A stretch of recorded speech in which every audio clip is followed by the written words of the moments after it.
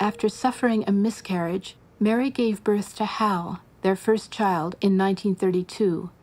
He was followed 2 years later by Eric.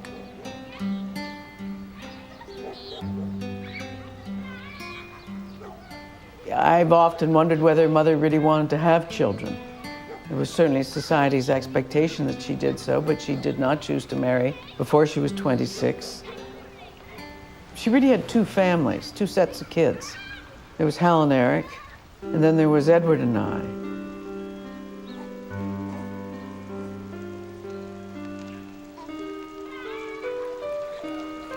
Well, Mom was a super mom, very loving and very caring.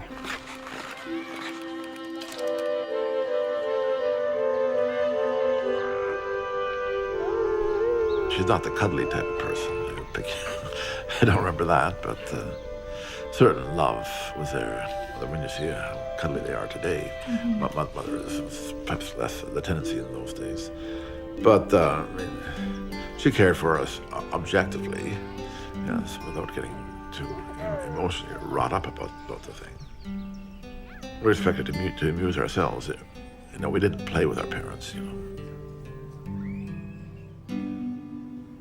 I remember as a child going skiing with her, tobogganing with her. I remember certainly at feast seasons doing various cooking things. And I remember at the cottage lots of walks to, she would teach me about flowers or how to make pies or pick blueberries or, those kinds of things, and help me learn how to swim. And she and I would swim together. We would have our skinny dips together, and Father and the boys would have their skinny dips together.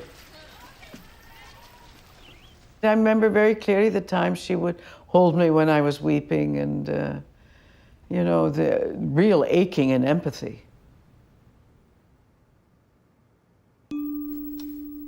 There is part of me that must have some self-expression that can't be found in children or a house. I must somehow find myself. I have been feeling that you so entirely dominate me that I am too crushed to try and find an outlet. Please, if and when I say I want to go to a meeting or do something, let me have my way. We must each lead our own lives, and by the same token, I shall try and refrain from remarking or criticizing your doings.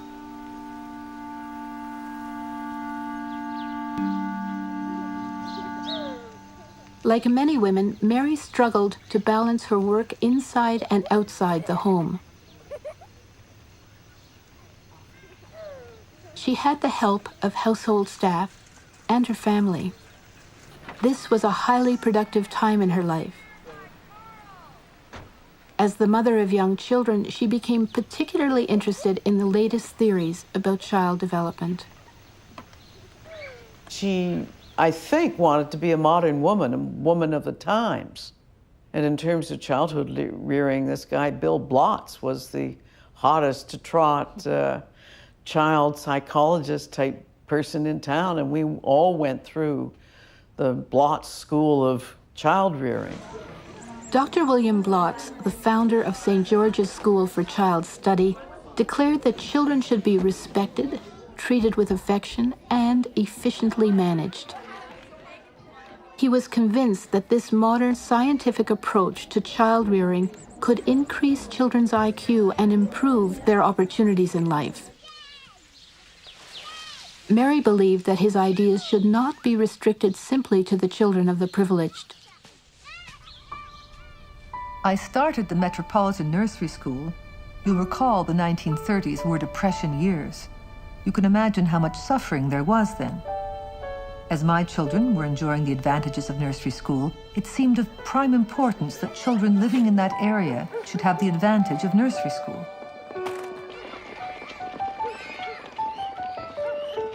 It was clearly stated at the beginning that this school was to be for all children of the community, irrespective of race, nationality, or creed. And that was one of the first nursery schools for poor children in Toronto. Putting faith into action, Mary believed that supporting young people's development would benefit families, communities, and the country.